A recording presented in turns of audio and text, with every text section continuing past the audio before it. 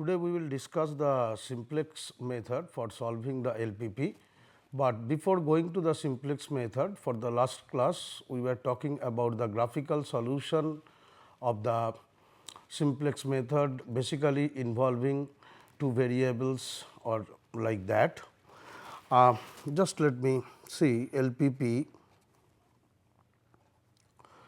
with unbounded solution.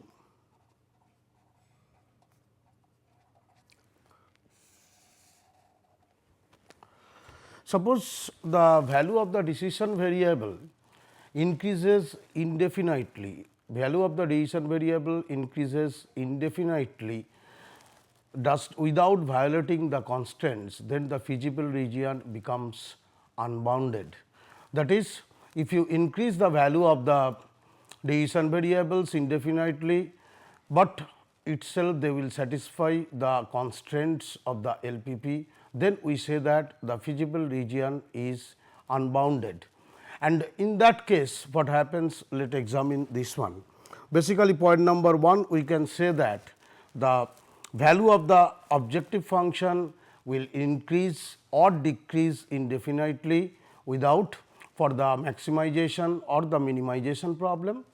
Similarly, the solution space and the objective function both becomes unbounded in this case, and your unbounded solution is equivalent to the infinite number of solutions. Please note one thing, that we are saying that unbounded solution is equivalent to infinite number of solutions, but we are not talking about the optimal solution.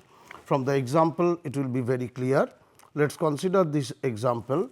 Maximize z equals 3 x 1 plus 4 x 2 subject to 2 x 1 plus x 2 greater than equals 3, x 2 minus x 1 greater than equals 0, and x 1 x 2 greater than equals 0.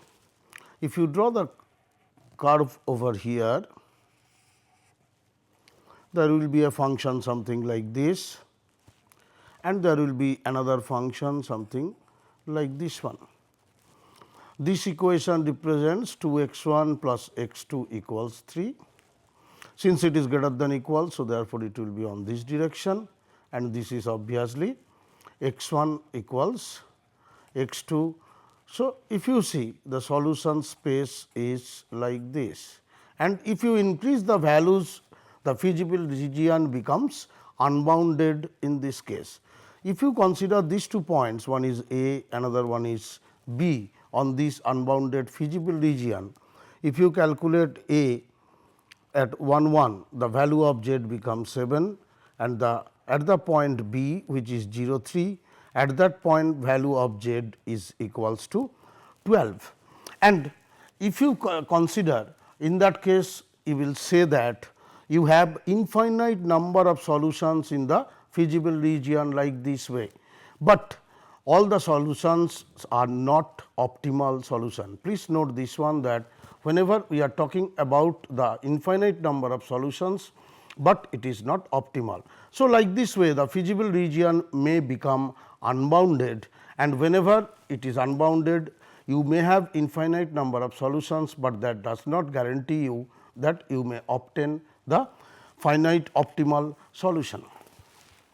Now, this is the case of unbounded, and the feasible region will be bounded. We say that it will be bounded if it can be enclosed. The feasible region can be enclosed by a circle with sufficiently large radius. That means, it is something like this. You have one is this one, another one say this thing, and x 1 x 2 greater than equals 0. So, your feasible region becomes this one. So, always you can draw some circle like this. So, in this case we tell that the feasible region is bounded. So, basically Whenever we can enclose the feasible region by a circle of sufficiently large radius, we say that the feasible region is bounded. Otherwise, in the previous case as we have discussed, we say that the feasible region is unbounded. For a function of two variables, I am talking about existence of solution. What are the conditions for existence of solution of consisting of two variables only? Please note this one. So, suppose you have z equals x plus b y, this is your objective function is z equals a x plus b y, you have some constants I am not writing, and say the feasible region is R. So, number 1 we say that if R is bounded, in that case, if R is bounded, then both minimum and maximum value will occur at R at some position. So, if R is bounded, minimum and maximum value will occur at some point of R. Number 2, if R is unbounded, we are talking about now if R is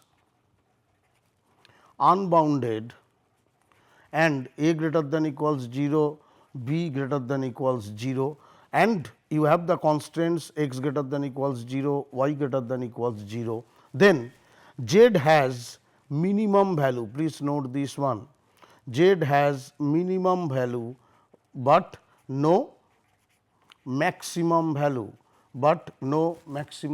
Please note this thing that z has minimum value, but no maximum value. If his R is unbounded, a greater than equals 0, b greater than equals 0, and non-negativity constraints or conditions are imposed, then z has minimum value, but no maximum value.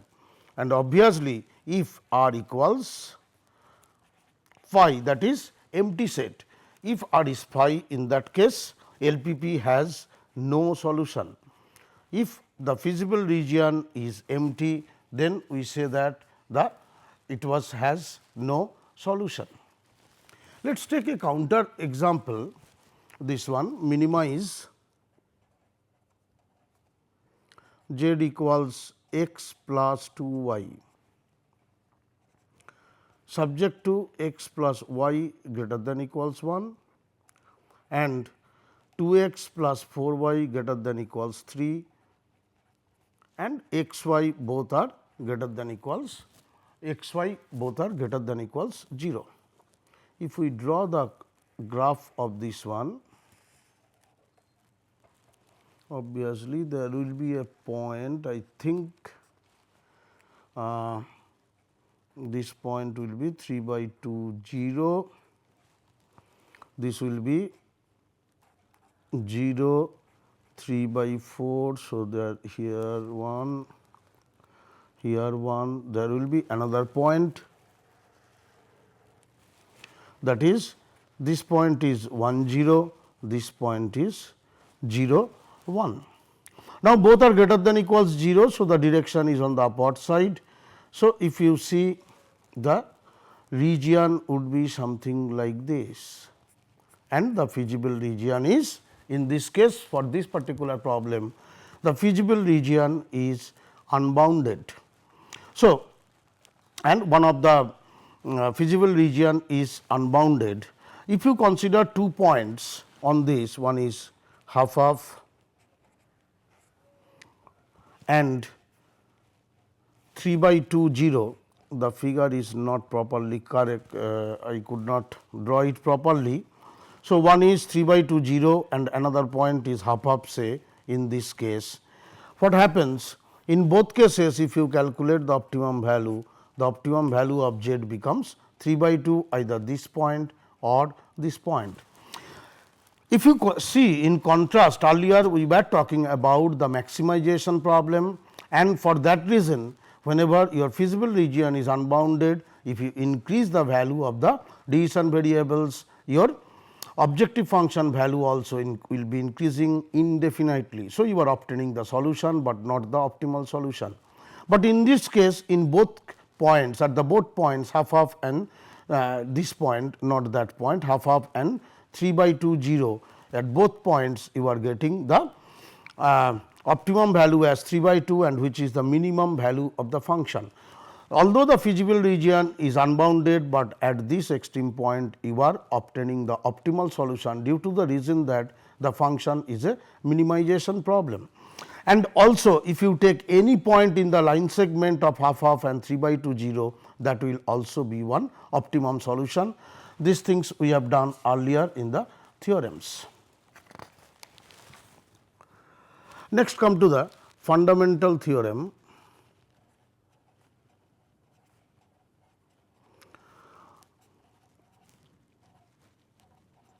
of LPP. I am just writing the statement. If the feasible region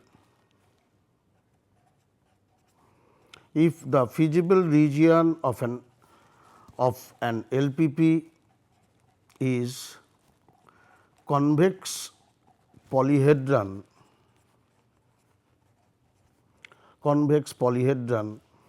then there exists an optimal solution to the LPP, there exists an optimal solution to the LPP and at least one basic feasible solution, is optimal. So, the statement says if the feasible region of an LPP is convex polyhedron, then there exists an optimal solution to the LPP and at least one BFS is optimal. The meaning of this is this one, that means if the feasible region is bounded, if it is non-empty and if it is convex, in that case there must exist some extreme points of the feasible region and the optimal solution will be obtained only at the one or more than one extreme points. Or in other sense, if this is the feasible region of some plane, if say this is the feasible region, this one. So, I can obtain the optimum solution either this or this or this or this. I do not have to search for the interior points inside the feasible region. Our simplex algorithm is based totally on this particular theorem of fundamental theorem of LPP, that it will search on the extreme points, it will start from some extreme point, it will check whether that point produces the optimal condition or not, then using certain formula rule it goes to the adjacent extreme point, checks, and like this way it is repeating the process and it finds at what point it gives you the optimal solution. So, the simplex method basically based on the fundamental theorem of LPP. Now, let us come to the simplex algorithm.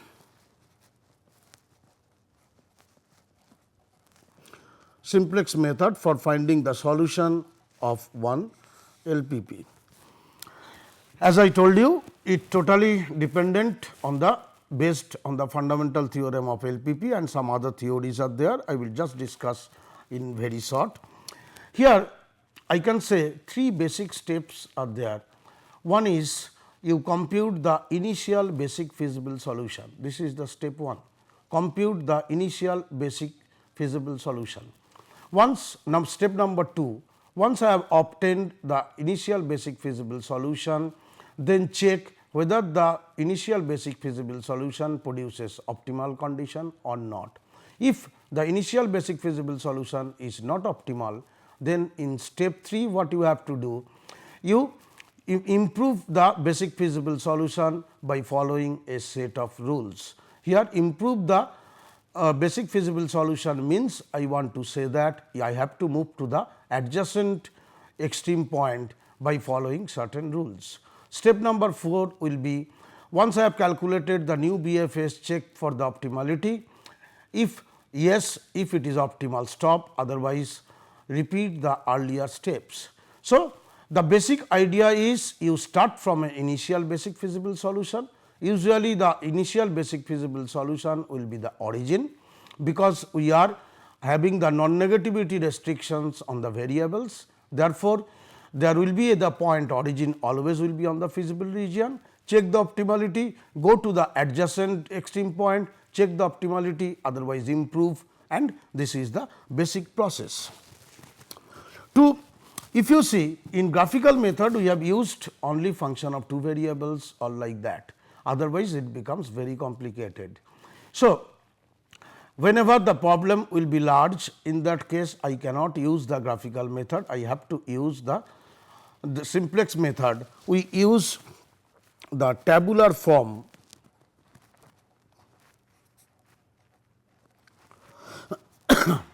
for simplex method.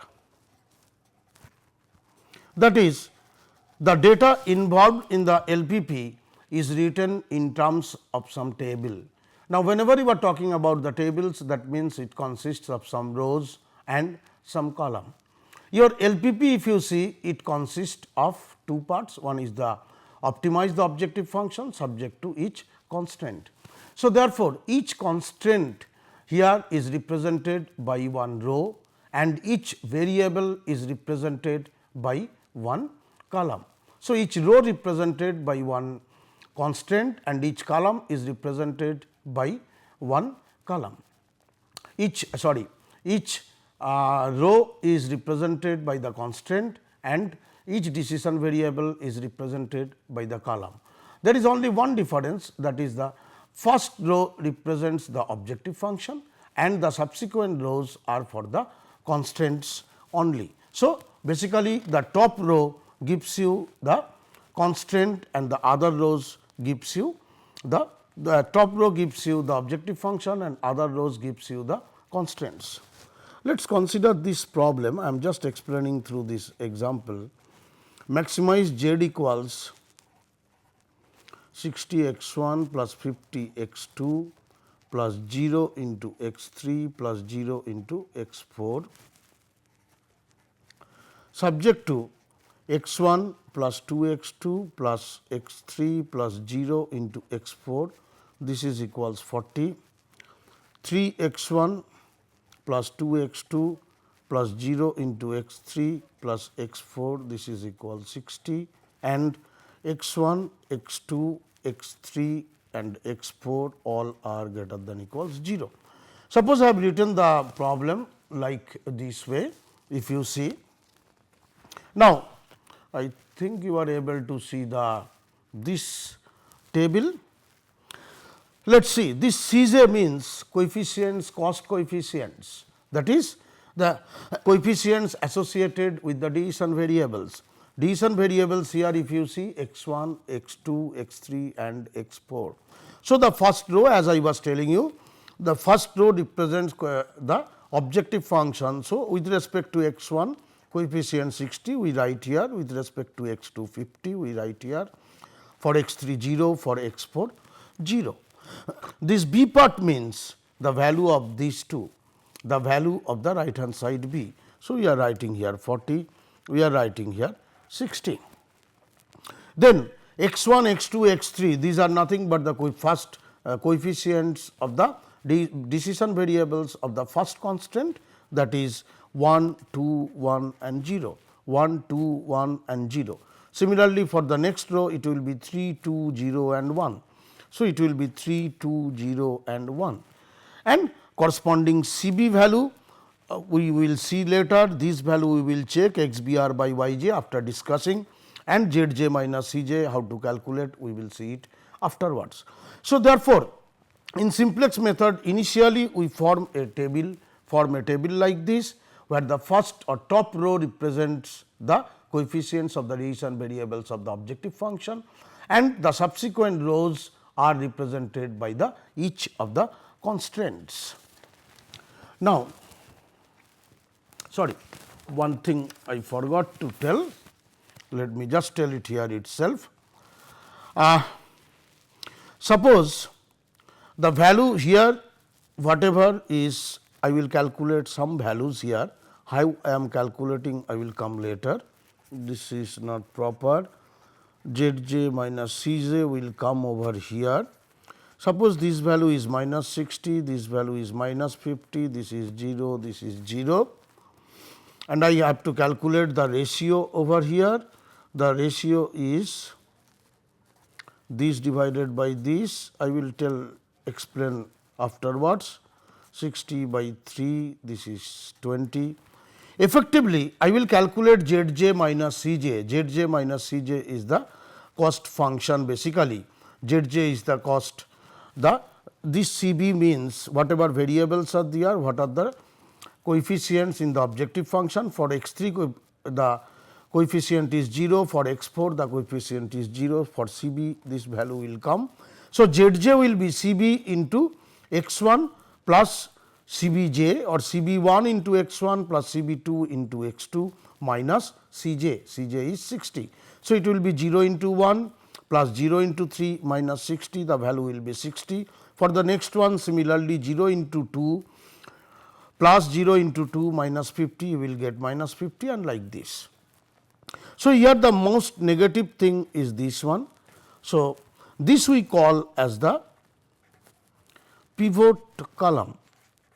This we call as the pivot column, or in other sense entering vector. You will ask obviously what is entering vector. I am just defining now, because I will start with some variables, and if the solution does not give any optimal condition, in that case what I have to do? I have to drop some variable and I have to include some more variable. So, how to drop and how to include one new variable, these things I have to check. For that one we will use pivot column and pivot row. So, pivot column corresponds to the maximum negative value of Zj minus Cj, and this pivot row will be this one, for which the minimum value is obtained for the ratio xbr by yj. The minimum value is obtained for this case, this is the minimum value is obtained this, because this is 40, this is 20. So, this one we are calling as pivot row. This we call as the outgoing vector. This is the outgoing vector. So, if the solution is not optimal, in that case I have to find out a pivot column by checking most negative column for Zj minus Cj, and by checking this ratio xbr by yj, where it obtains the minimum. So, once I am obtaining the pivot row and this one, that means your x1 will enter into basis and x4 will be going out. So, the intersection of pivot column and pivot row will give you one element, the intersection of this row and this column for this. So, this 3 we call it as the, this one we call as pivot element. We will come to this one later. So, this is your pivot element. Let Z be a function of n variables, that is Z equals, you are writing in the form of C1 x1 plus C2 x2 plus Cn xn. So, this is equation 1. Subject to, you will have some constraints a11 x1, like this way you will get a1n xn, which is greater than equals or less than equals b1, like this way a m1 x1 plus a mn xn greater than equals or less than equals, any one will come of course, is less than equals bm. This is the condition 2, and obviously xj greater than equals 0 for all j equals 1 to n. This is your third condition. So, this problem, to find out the solution or to find the optimum value of z satisfying this, is the LPP problem. Here the constraint 2, this defines the constraints of the conditions of the problem. If you take any n tuple x1, x2, xn, which satisfies the condition 2, we call it as a solution of the problem. Please note this one. We call it, if there exist x1 n tuple x1 x2 xn such that the constraint 2 is satisfied, then we call it as a solution of the given problem. Any solution of the given LPP, any solution of the given LPP which satisfies the non-negativity restriction 3, we call it as the feasible solution. So, I think it is clear, any solution which satisfies the non-negativity restriction, we call it as the feasible solution. Any feasible solution which optimizes the objective function, we call it as the optimal solution. So, next comes optimal solution. Any feasible solutions which optimizes the objective function, is call it as the optimal solution. A feasible solution which is also basic, we call it as the basic feasible solution. Any feasible solution which is also basic, we call it as the basic feasible solution, or in other sense afterwards we will note it as the BFS. There are different forms of LPP which will be useful afterwards for solving different type of problems. Number 1 is, we call it as the matrix form.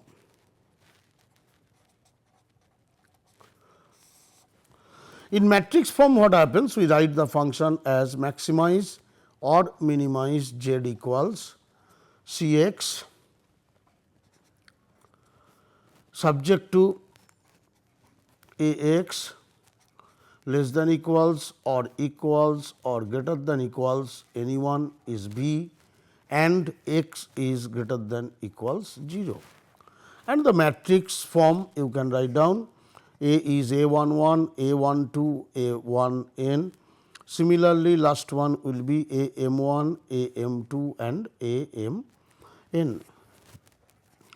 B is the matrix B1, B2, Bm. Your x is the n tuple, that is x1, x2, xn, and C is the C1, C2, Cn transpose. So, in matrix form you can write a matrix like this: maximize or minimize a function z equals Ax, z equals Cx subject to Ax equals to or less than equals or greater than equals b, and x greater than equals 0, where your A, B, x and c are given here. This is one form. The second form we tell it as the canonical form. The second form is, we call it as the canonical form. In this form, the LPP takes the form like this: maximize z equals C1 x1 plus C2 x2 plus Cn xn subject to AI1 x1 plus AI2 x2 plus AI n x n less than equals b I. I will vary 1 to m, so that there are m constraints, and x1, x2, xn greater than equals 0. You should note certain points here. Firstly, the function which we want to optimize, that is of the form maximize only. In the matrix form we wrote either maximize z or minimize z, but for this problem we are writing that only maximize z. So, if you have a problem like this, minimize z equals C1 x1 plus C2 x2 plus Cn xn, in that case what to do? I can reconstruct the function as maximize z equals minus C1 x1 minus C2 x2 minus like this minus, sorry, this will be Cn xn, or I can tell that minimum of f x, this you write it as maximum of minus of f x. So, if there is a minimization problem, by multiplying by one minus sign we can convert it into a corresponding maximization problem. Now, the second point to be noted here is that the constraints, all the constraints except the non-negativity restriction, all the constraints except the non-negativity restrictions are less than equals type only. Although we have told the constraints inequality may be less than equals, may be equals, may be greater than equals, but in canonical form we are saying it must be less than equals always. So, again there should have some mechanism by which if it is greater than equals or if it is equals, I have to convert it into the less than equals. So, you are having for example, a11 x 1 like this, a1 n x n greater than equals b I. So, in this case simply I can multiply -1 on both side and I can convert this one into negative less than equals constant. So, if I have greater than equals, multiply both side of the inequality by minus sign. So, that the greater than equals will be converted to less than equals. The other possibility is that is a11 x 1 like this way plus a1n x n, this is equals b1. So, once you have the equality, then this equality can be written in terms of two weak inequalities, one less than equals, one greater than equals. So, this problem can be converted like this, a1n x n less than equals b I.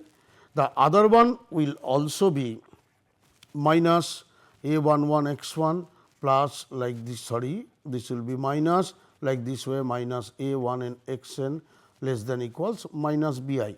That is, one I am writing less than equals b I, another greater than equals b I, and this greater than equals b I again we are changing to less than equals and by multiplying this on the both side. So, if you are having greater than equals, by multiplying minus we are converting into less than equals. If it is equality, I am writing it into two inequalities, one less than equals, one greater than equals, and greater than equals again is converted into less than equals. The third point to be noted that all the decision variables are unrestricted, sorry, all the decision variables are non-negative. Due to real life problems, it may happen that I exactly do not know the nature of the decision variables, whether it is negative, whether it is non-negative or not. So, it may happen that there is a variable x j which is unrestricted, in sign. In that case, what I can do? I can write down x j equals x j dash minus x j double dash, where both x j and x j double dash will be greater than equals 0.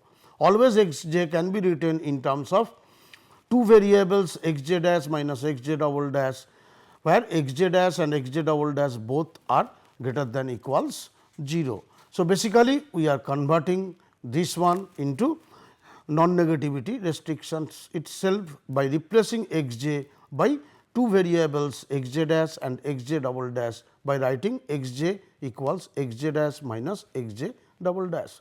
So, this form, canonical form is this one. This will be used obviously in the next one, that is dual simplex afterwards. That is another form which we call as standard form of LPP. In this standard form, it takes the form like this: maximize z equals c1 x 1 plus c2 x 2 plus cn x n. I can write it in the summation form also, subject to a I 1 x 1 plus a I 2 x 2 like this way plus a I n x n, this is equals b I, your I is equals to 1 to m and x j greater than equals 0, j equals 1 to n, and your b I, this is also this one. So, please note one thing, that all the constraints are of equality sign. Instead of inequality, greater than equals or less than equals, all are equality sign. So, how to convert one inequality into equality, that I have to see first. So, here the standard form is this one, and you can write down only equality, nothing else. So, whenever you are having one constant like this, a a11 x 1 plus a12 x 2 plus a1 n x n is less than equals b I. This I think we can convert it as a11 x 1 plus a12 x 2 plus a1 n x n plus, if I add some non-negative variable with this, it should be equals to, it must be equals to the right hand side b I, or you can say it as b 1, whatever it may be. So, whenever there are less than equals, I can add one non-negative variable x n plus 1 with this equation to make it equal. This variable x n plus 1, we call it as the slack variable. This variable x n plus 1, we call it as the slack variable. Similarly, whenever you are having a 11 x 1 plus a 12 x 2 plus a 1 n x n is greater than equals b 1, this I can rewrite as a 11 x 1 plus a 12 x 2 plus a 1 n x n minus some non-negative number should always give me the right hand side. This non-negative number here I have to subtract, whereas in the earlier case less than equals I have to there add this one. In this case, whenever you are subtracting this variable, we call it as the surplus variable. This variable we call it as the surplus variable. So, in gist, if you have to say one thing, that is, whenever for the standard form what you are doing, the constants always take the equality sign only, excepting the non-negativity condition. So, whenever you are having the constant contains less than equals sign, in that case you add one slack variable, make it equality, and if it is greater than equals, then subtract one non-negative surplus variable to make it equality. So, this is the one part, and another part should also be noted over here. The for each constraint, the right hand side b I should be non-negative over here. This also we have to take care. Before going to the working details, let us see the algebra of simplex method in short. Algebra of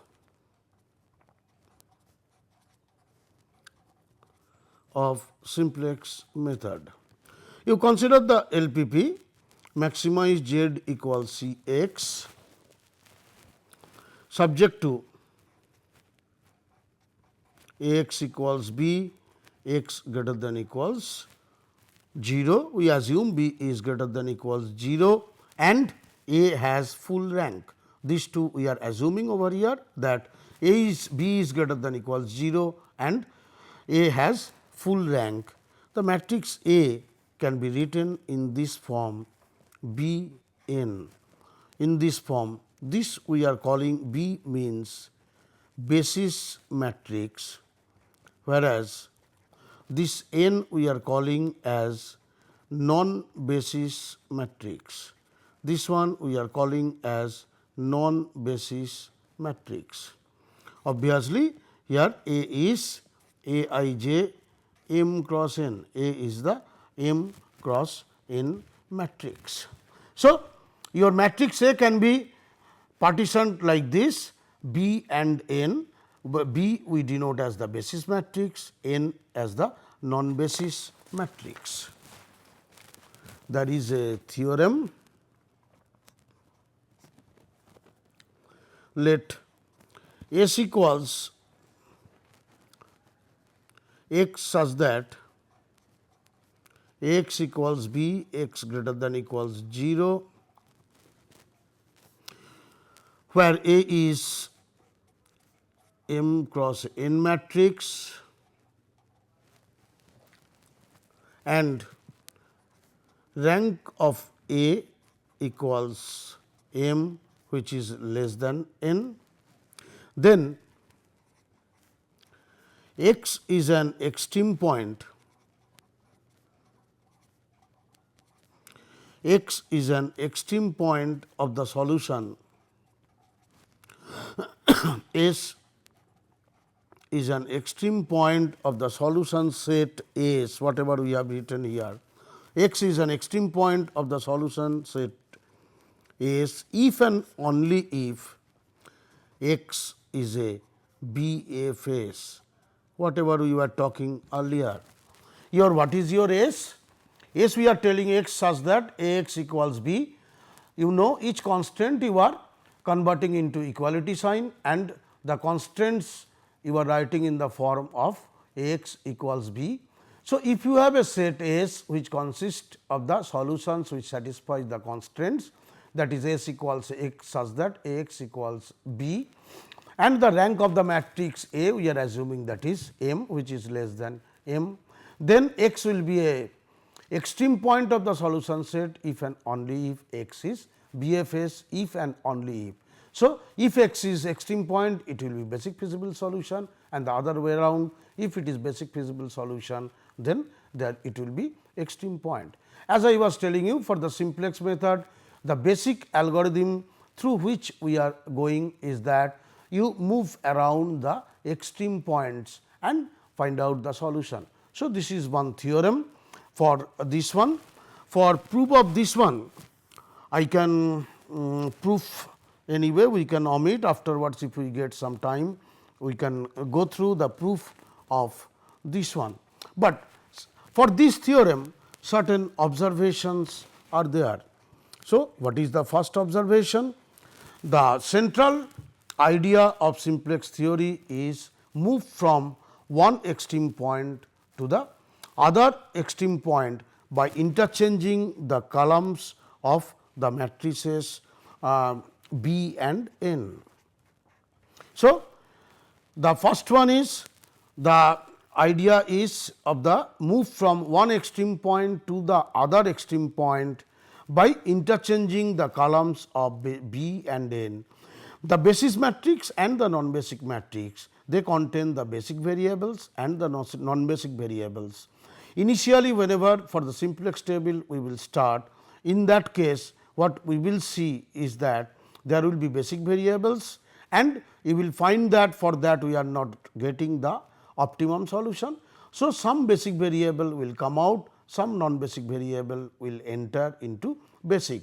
So, interchanging B and N, we can obtain the adjacent extreme point and go on doing this process until you obtain the optimal solution.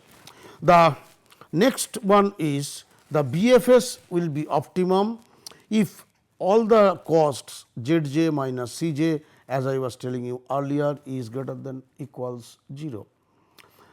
So, the optimum BFS basic feasible solution will be optimum if Zj minus Cj is greater than equals 0. Basically, the reduction in the cost is greater than equals 0, and if Zj minus Cj is greater than 0, for non-basic variables we call that the solution is unique. So, optimal solution BFS will be optimal solution if Zj minus Cj greater than equals 0, and if Zj minus Cj is greater than 0 for non-basic variables, in that case we say that the solution is unique. So, my next point will be coming as how to calculate the entering vector and how to find out the departing vector. So,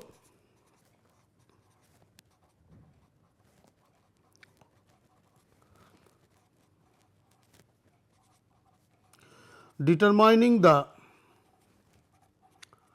entering vector in basis, this is quite simple.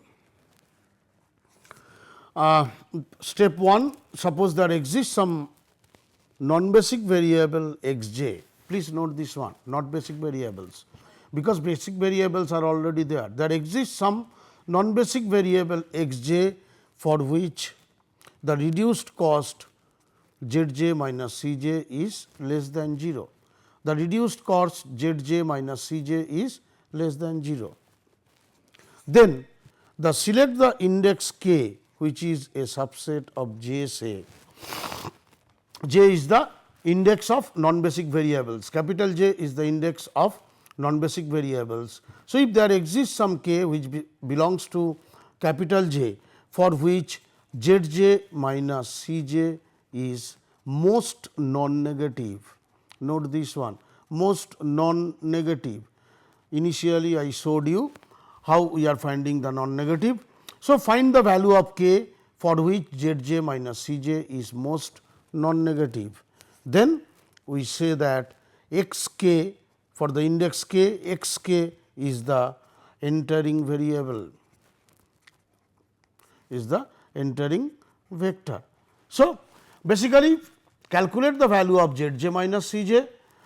If find out the for which non-basic variable Zj minus Cj is most non-negative, that non-basic variable now will enter into basis. So, this way one vector will enter into basis or one non-basic variable will enter into basic. Now, some basic variable has to come out. How to come out? Do that part, that is determination of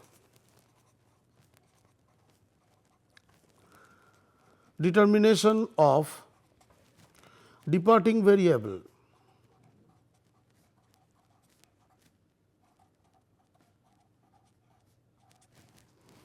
You are having, I am just writing B inverse x b is nothing but B inverse B minus summation j belongs to capital J,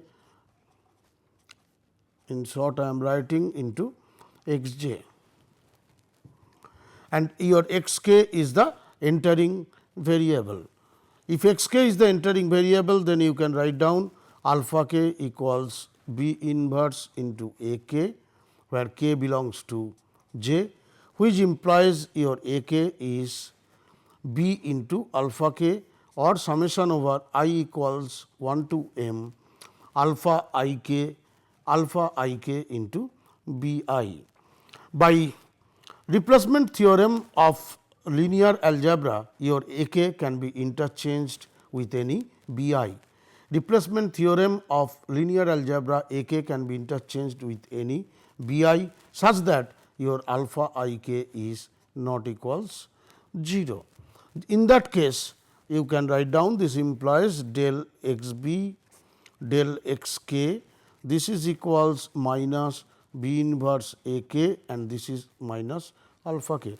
So, therefore, your x b equals B inverse B plus x k into minus B inverse A k, and this you can write again as B inverse B minus x k alpha k, which is greater than equals 0.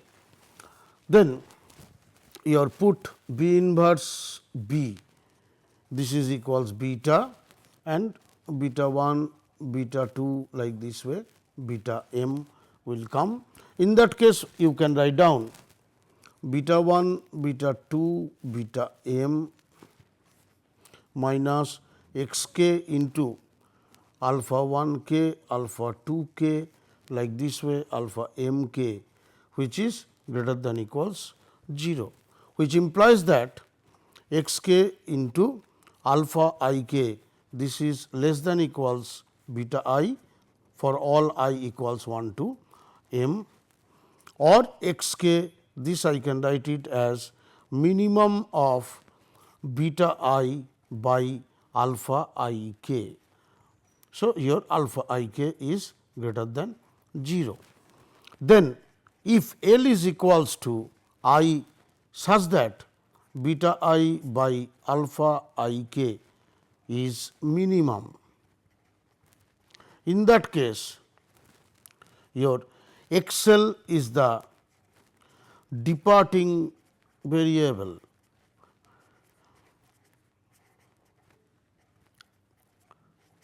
Or in other sense, basically you are calculating the ratio of beta I by alpha I k, beta I is the solution So, that through example I will explain which ratio we are taking.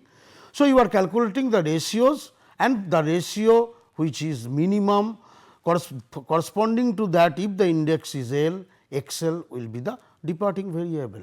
So, you are doing the entering variable, you are having the outgoing or departing variable, and from there you have to repeat the cases. And if just one more point over here, if your alpha I k is less than 0, then your objective function we say that it is unbounded. That means, x k can be increased without bound. If you set all the non basic variables as 0, you can write down z equals C b, b inverse b, and this is nothing but z k minus c k into x k. So, whenever your z k minus c k, this is less than 0, which implies z approaches infinity when x k approaches infinity. So, from here we can say that whenever alpha I less than equals 0, the objective function is unbounded. The special cases we will be discussing afterwards. You consider now one example, maximize z equals 60 x 1 plus 50 x 2. Actually, this problem just we have discussed before some time, subject to x 1 plus 2 x 2 less than equals 40, 3 x 1 plus 2 x 2 less than equals 60, x 1 x 2 greater than equals 0. So, we have to write it in the standard form, it is already in maximization form, but the constants are non-negative, the layer less than equals. So, I have to convert it into equality constants. Therefore, I have to introduce two more slack variables, say the slack variables are x 3 and x 4. So, in standard form I can rewrite the function as 60 x 1 plus 50 x 2 subject to x 1 plus 2 x 2 plus x 3 plus 0 into x 4 equals 40, 3 x 1 plus 2 x 2 plus 0 into x 3 plus x 4, this is equal 60, and x 1, x 2, x 3 and x 4 all are greater than equals 0. So, this is the standard form of the matrix of the LPP. If you see here, I have to find out now from here what would be the basic variables. How to calculate the basic variables? Try to find out some identity matrix from the constraint equality sets. Here your two constraints are there, two equations are there. If you see this part, then this part forms one identity matrix, right. The coefficients are 1 0 0 1. Therefore, x 3 and x 4 I can say are linearly independent vectors, x 3 and x 4 are linearly independent vectors. Therefore, the basic vectors in this case will be the x 3 and x 4. In the basis, two variables will enter, that is x 3 and x 4. So, now take this form, already I have written this. If you see this one, this table I formulated earlier, you are having x 1, x 2, x 3, x 4. What is your basic variables? Your basic variables are x 3 and x 4, corresponding the variables are a 3, a 4. For C j the coefficients are 60, 50, 0 and 0. Now, what is C b? C b is the value of the variables x 3 and x 4 corresponding to the coefficients in the objective function, that is it will be 0 0. Your b vector is 40 and 60. So, we are writing here 40, we are writing here 60, x 1, x 2, x 3, x 4, that is 1 2 1 0 and 3 2 0 and 1. So, you calculated, you from the problem you are writing this data. Once you have written this data, now what I have to do? I have to calculate what is the value of Z j minus C j. What is Z j? Z j is C b 1 into x 1 plus C b 2 into x 2 minus C j means minus C 1. So, 0 into 1 plus 0 into 3 minus 60. So, this value will be minus 60 and similarly, C b 2 into x 2 like this way it will go C b 1 2 into x 2 C b 2 2 into x 2 minus 50. So, 0 into 2 0 into 2 minus 50. So, it will be minus 50. Next one C b into x 3 this into 0 into 1 0 0 into 0 0 minus 0 0 here 0 is there. So, 0 into 0 0 minus 1. So, this becomes 0. So, therefore, you can say that your entering vector will be x 1. Now, as I told, what would be the departing vector? For that you have to calculate the ratio x b r by y r j, which I denoted by some other thing beta I. So, what is that one? This b by x 1 will be the first ratio, b by x 1, that is 40 by 1. So, it is 40. The next one is 60 by 3, 60 divided by 3. So, this is equals 20. The minimum of these two is this. So, departing variable will be this one. So, your entering variable in this case is x 1, whereas departing variable is x 2. You see this one. Now, in this table there was x 3 x 4. Now, x 4 is out from the basis and x 1 has been entered, all other things will remain the same. So, again you fill up the values of this one 60, 50, 0, 0, 60, 50, 0 and 0. Your C b is in this case 0, corresponding to x 1 it is 60. So, this one. Here what I have to do, how to calculate the rows now? Rows calculation will be little bit different. You make this pivot element as I discussed 1, you make it 1, that is divided by 3. If you divide it by 3, then it will be 1. So, it is 20, 1, 2 by 3, 0 and it will become 1 by 3. Now, you have to make this value as 0, that is this minus whether division or multiplication of something into this will be 0. So, 1 minus 1/3 of this will be 0. Similarly, this minus 1/3 of this will be 20 and this minus 1/3 this will be 4 by 3, this will be 1, this will be minus 1/3. So, now you calculate again Z j minus C j 0 into 0 60, 60 into 160 minus 60. So, it is becoming 0. Similarly, minus 10 this will be 0 and this will be 20. If you calculate the ratio, so here your entering vector will be this one. So, ratio will be 20 divided by 4 by 3 that is 15 and 20 divided by 2 by 3 that is 30. So, your outgoing vector will be this one. So, your pivot element is this. Once I have done this one, the pivot element I have done, again repeat the steps. Once I am repeating the steps, your x 1 is there. From the earlier there was x 3, x 3 will be replaced by changed by entering vector is x 2. So, now x 2 and x 1 will come. I am just writing now the data. I think it is clear, little bit clear. Your C b will be 50 and 60, your C b will be 50 and 60, it is x 1 and x 2. 15, 0, 1, 3 by 4 and minus 1 by 4, 10, 1, 0, minus half and half. I am not telling the details of the calculation, in the next example I will tell it.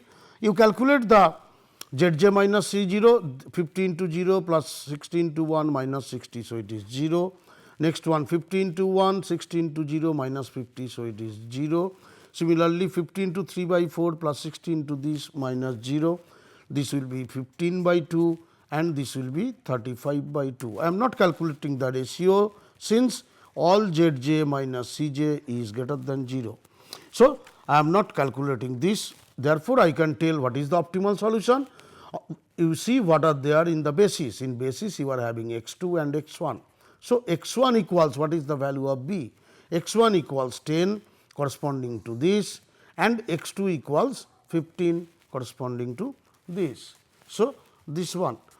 So, this is the optimal value, x 1 equals 10, x 2 equals 15, and the value of z max will be 10 into 60, this 10 into 60, that is 10 into 60 plus 15 into 50 plus 15 into 50. If you calculate, the value will be 13, this one.